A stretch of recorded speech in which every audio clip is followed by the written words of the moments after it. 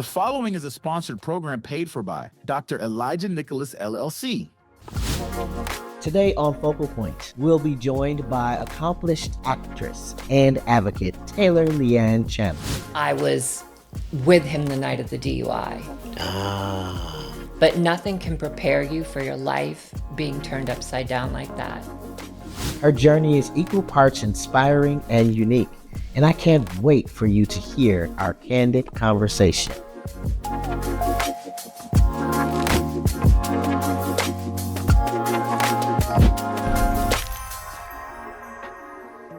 Welcome, everyone. My name is Dr. Elijah Nicholas, and this is Focal Point, an earnest, no-nonsense show that cuts through the noise to focus on what truly matters. Each week, we'll speak with a new guest, everyone from community leaders to celebrities to everyday heroes, as we share the stories you won't see in the headlines through thought-provoking one-on-one discussions right here. In just a few moments, I'll be speaking with someone who's lived about 1 million lives, and I cannot wait for you to meet her, Taylor Lianne Chandler. She caught the attention of the nation in 2014 when her private relationship with Olympic swimming champion Michael Phelps became public. Their romance was the subject of intense scrutiny, bringing Taylor and her identity into the spotlight. Although many have tried to tell her story, Taylor is the only one who has been able to honestly voice it. And in just a moment, she'll join us here to do what she does best. Say it like it is, 100% on her terms. Before we speak with Taylor, I want to take a moment to share a few reflections in a segment we're calling On My Mind. Last month, we celebrated Pride, a time to honor equality, authenticity, and love. And while those values were powerfully present, the truth is many of our freedoms are still under attack. That's why leading the National Trans Visibility March during the 50th anniversary of Pride in Washington, D.C. came with a renewed sense of purpose, not just for me, but for my entire community. This year, I also had the privilege of speaking at the World Pride Rally right in front of the steps of the Lincoln Memorial. Now, I had a tight, polished speech prepared, but once the rain started to fall and I looked out into the crowd, all that went right out the window. And what came out instead was raw and real. Take a look. If you think this rain is something, if you think this storm that's coming is something, I got news for you. We are being mobilized all around the country illegally. The National Guard in California has been illegally mobilized, and we will not stand for it. There are children being deported. There are immigrants being deported. There are victims being deported. And that was not okay on my watch. And it should not be okay on your watch either. And I am not afraid of the reason that I am not afraid, if I may lift the words of Dr. Martin Luther King. My eyes have seen the glory of the coming of the Lord. And I shall not fear any man. Not any man, not Donald Trump, not Elon Musk, not Republicans, not Democrats, not independents. Don't invite me to the table. Don't spread your table for me. Because if you're not going to give me equity, I don't want to be at your table. And so I want to boldly and courageously give you this burden, this heavy burden. What will you tell my mama?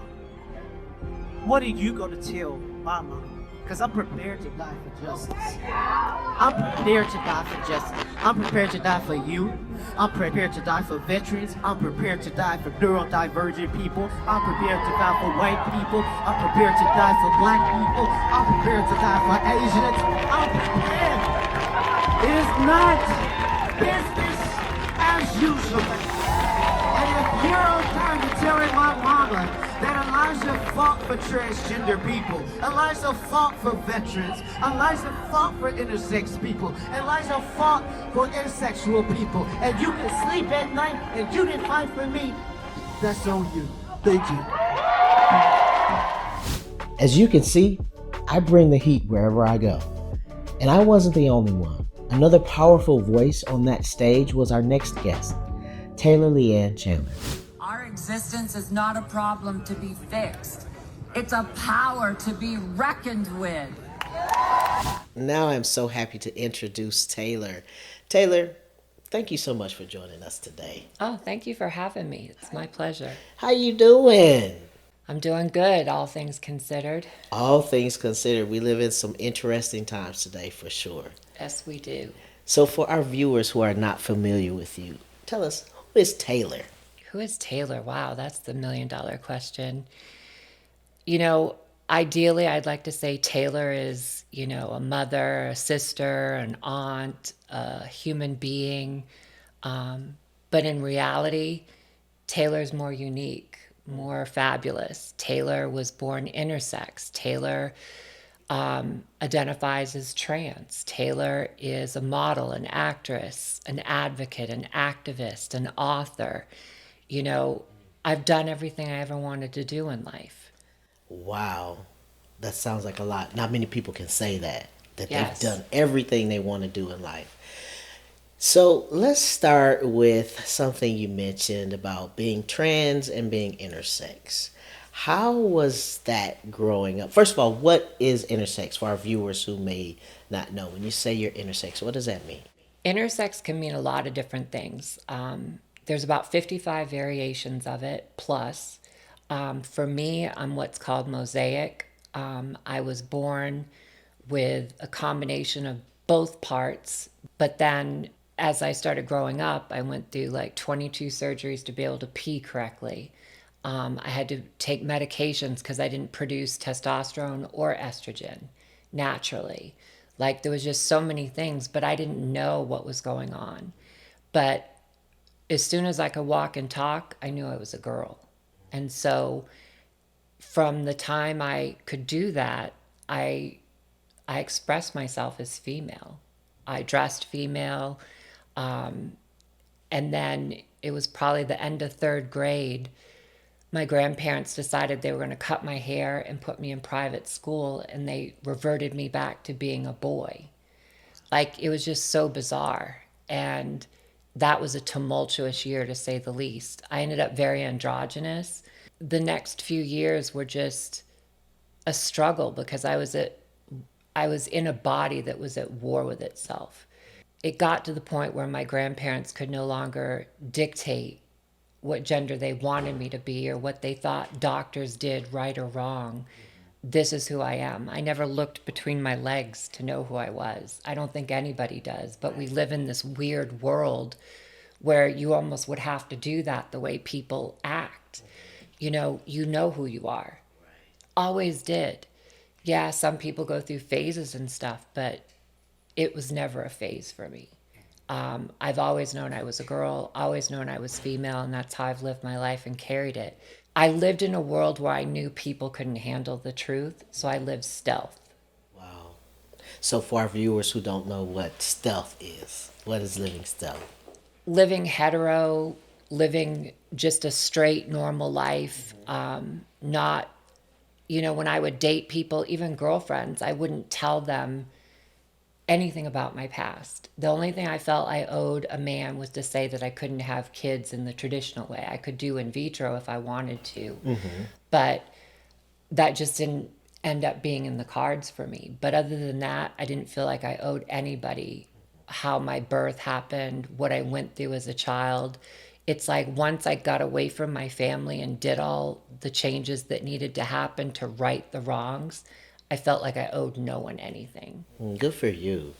So can we talk a little bit about today, right? So it's 2025, and today we have legislators making bills, writing bills that are really targeted at transgender individuals. And intersex people are left out of the equation. And there was recently a representative who was asked about if they knew what intersex was. The truth that is rooted in our biblical understanding that God set forth from the beginning of creation is that your gender is fixed at birth and you cannot change it. I want to clarify, gender as a social construct or a biological sex? And again, you haven't yet answered my question about where do intersex people fall into that equation? Yeah, those intersex individuals are still XX or XY, so you can't change that.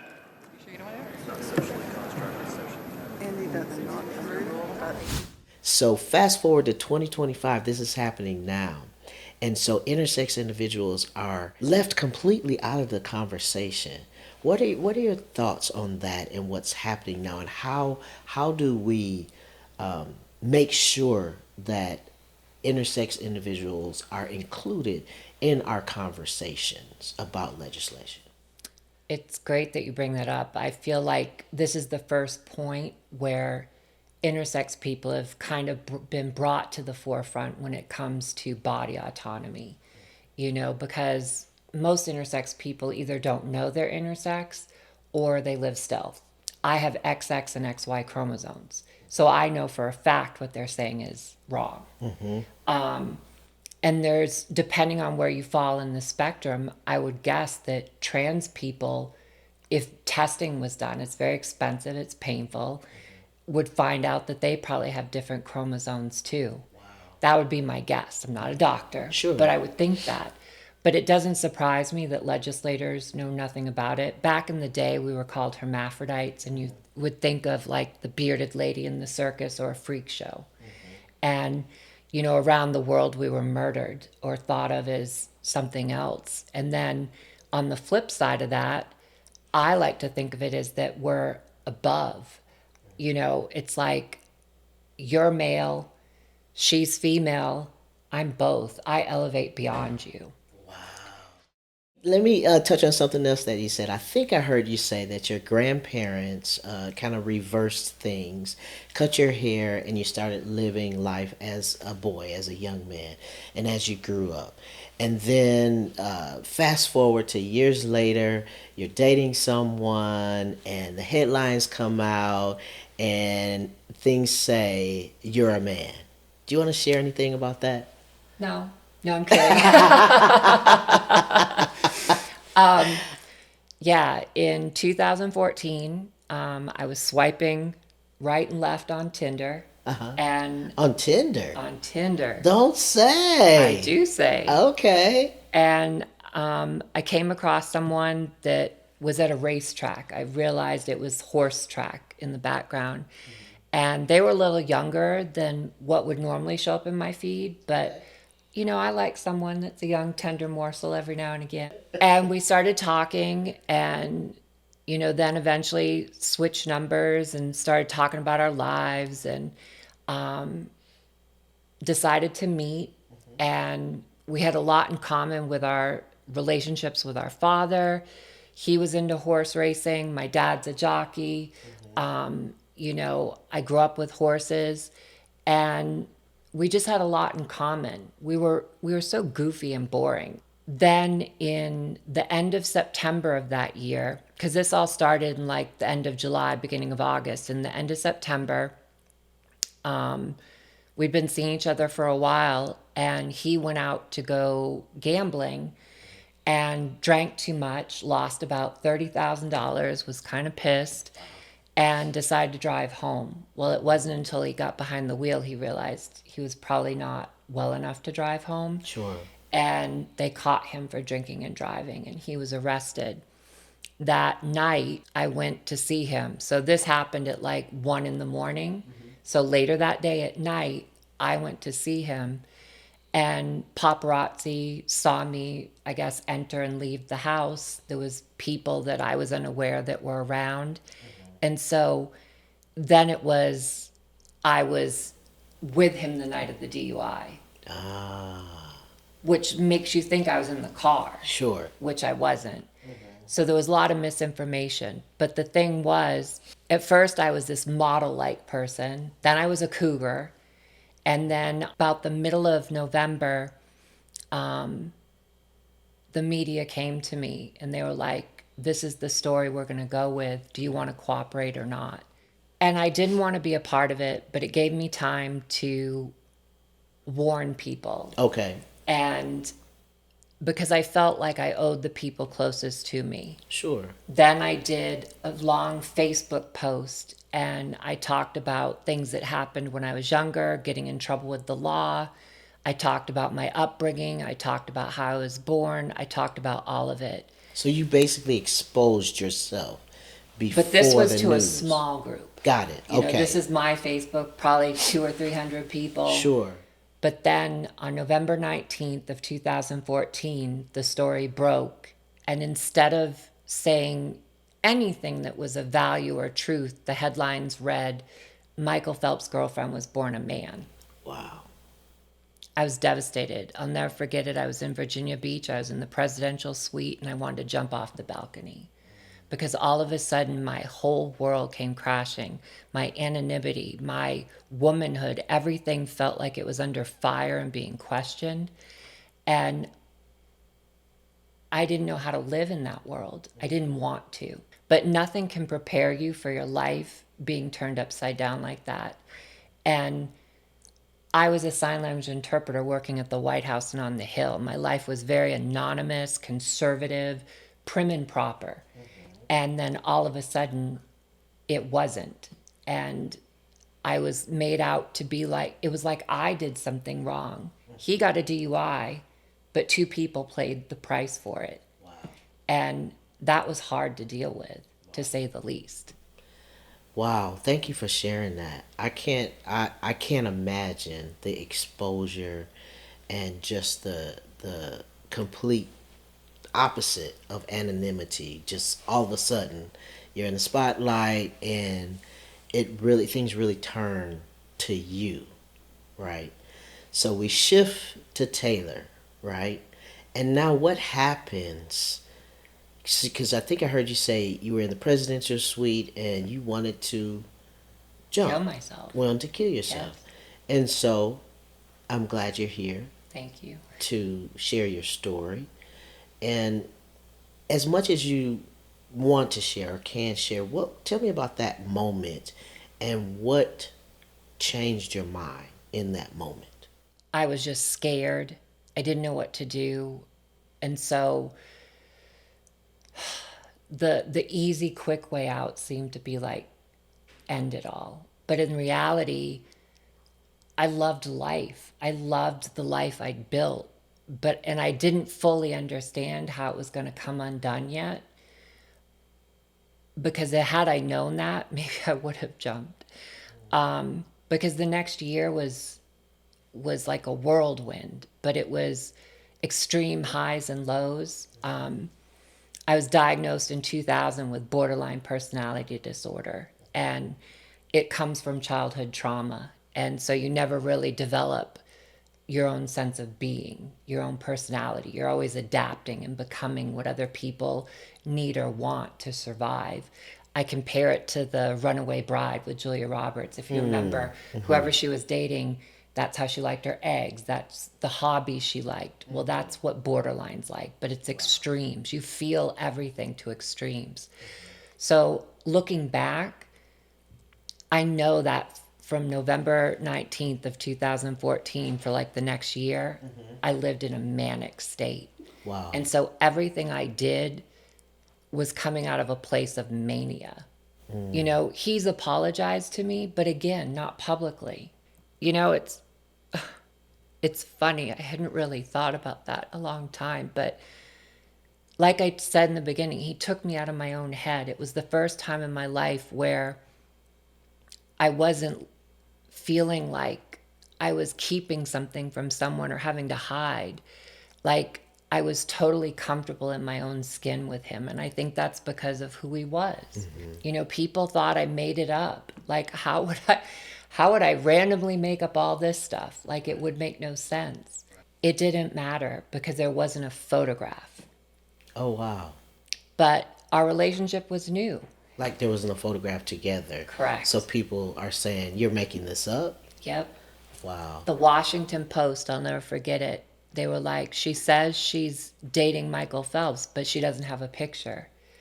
But throughout my life, I've dated a lot of high-profile people in celebrity and sports, and I have tons of pictures. But the relationships were all because of those things. With him, it felt so good and so real. I didn't feel this need to rush into taking photographs to prove anything. I wanted to live in the moment, not live in my photographs and videos in my camera. If there was a message that you could send to him today? You know, I forgive you. I know what you were going through. And in some ways, it was selfish of me to think it was all about me when you got the DUI, even though that's how it felt to me at the time. But the reality is, I loved our time together. I wish there had been more communication and honesty in the end. But at the end of the day, we were both broken and going through something bigger than us. And I understand that now. And I forgive you. I'm proud of you. Kudos to you. Thank you. You're very welcome. So let's talk a bit about your advocacy work that you do.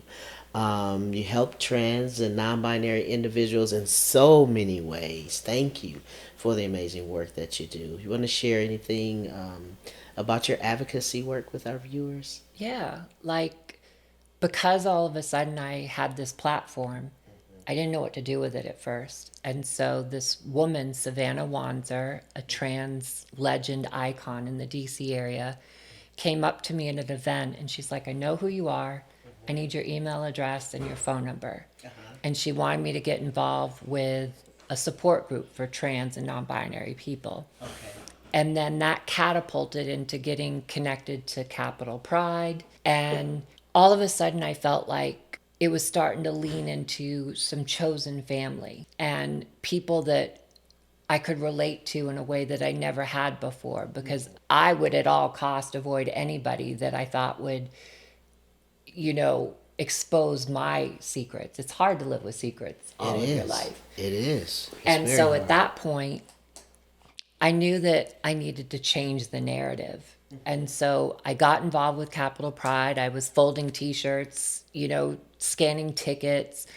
And then slowly but surely my work with Savannah, with Capitol Pride, then May is All About Trans, then Trans Pride of Washington, D.C., it's just evolved and evolved to whereas now I sit on the board of directors. I'm part of the marketing team. I'm the TGNC chair for Capitol Pride. So for me, advocacy gave me the avenue to elevate Black and brown voices through advocacy, marketing, and creating safe space. And whatever privilege I may have being white and having a platform, I've used to put a hand back and bring that voice to the center. When I've told my story, because my story is way more vast than who I've dated. You know, I left home at 15. Wow. I emancipated at 16. Wow. I took my family to court and got custody of myself.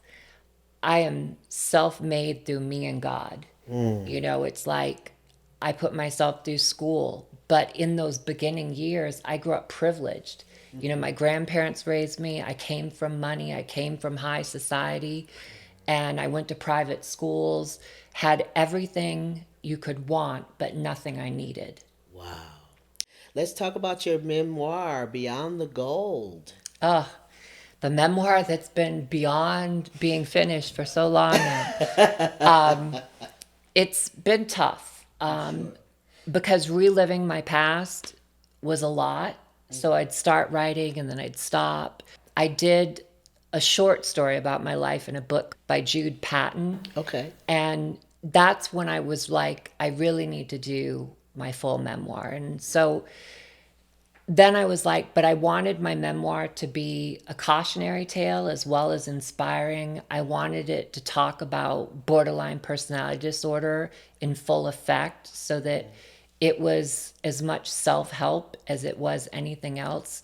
Because for me, it's more important to know why something happens. Not because when someone does something wrong, it's not enough to just chastise them for that without knowing why it's happening. And wrong in your eyes. It may not be wrong in theirs. So now we're getting to the point where it's almost finished. Awesome. And My first book was The Making of Going for the Gold. Then I did a fiction book called Super Bowl Surprise, which is about the 2007 Super Bowl, but it is based on my life. Okay. So anybody that knows me probably could figure out who I'm talking about. But I did switch things around here and there. That sounds like a juicy one. It is. It's really good. I love doing fiction, even when it's based on truth. Sure. Because it gives you, it's safer. Okay. I've actually gone back and forth with my memoir thinking, should I release it as fiction? But I think because enough time has passed, I didn't want my book to be weaponized as looking like I'm outing people. But now it's getting there, so hopefully by fall of this year, it will come out. It is beyond the gold, because what put me in the limelight was the most decorated Olympic gold medalist of our time. So it is a story about beyond the gold. What came of all that? Well, I cannot wait to read it. I'm excited for you. Thank you so much for sharing your story. Is there one thing that we don't know about you that you would love to leave with our viewers? I'm not as strong as people think I am. You know, it's easy for me to talk about my life. It's easy for me to give advice or inspiration or caution. But at the same time, I deal with a lot of internal conflict. And, you know, I wish it was just people could understand that I'm human at the end of the day, because what you see in magazines and on TV and stuff is all glamorized. It's not real life. The 20-minute version of my life sounds fabulous. Living it was something totally different. And there's traumas that still trigger me to this day. Wow. I just have the tools and the doctors and the medication I need to get past that and thrive. But at the end of the day, I'm Taylor Lianne Chandler. I'm woman. Hear me roar. Hear me triumph. Hear me thrive. I'm everything you think I am and so much more. But like everybody else, I get better with age, with time, with learning. And any mistakes, they were needed to happen to get to where I am now. Well, thank you for sharing on Focal Point today. Thank you so much for being so vulnerable and sharing your story and all the life lessons. I know that our viewers will be blessed. I am blessed, and I know that our listeners are going to love to hear your voice and your story. So thank you so much for coming on Focal Point today, Taylor. Thank you for having me. I appreciate it. You're very welcome. Thanks for tuning in to Focal Point. We'll be back next week with another powerful guest that you won't want to miss. If you felt moved by today's episode, go ahead and rate, review, and share it with your community. And if you or someone you know is breaking barriers, living boldly, and shifting the culture, we want to hear from you. Until next time, I'm Dr. Elijah Nicholas, and this has been Focal Point.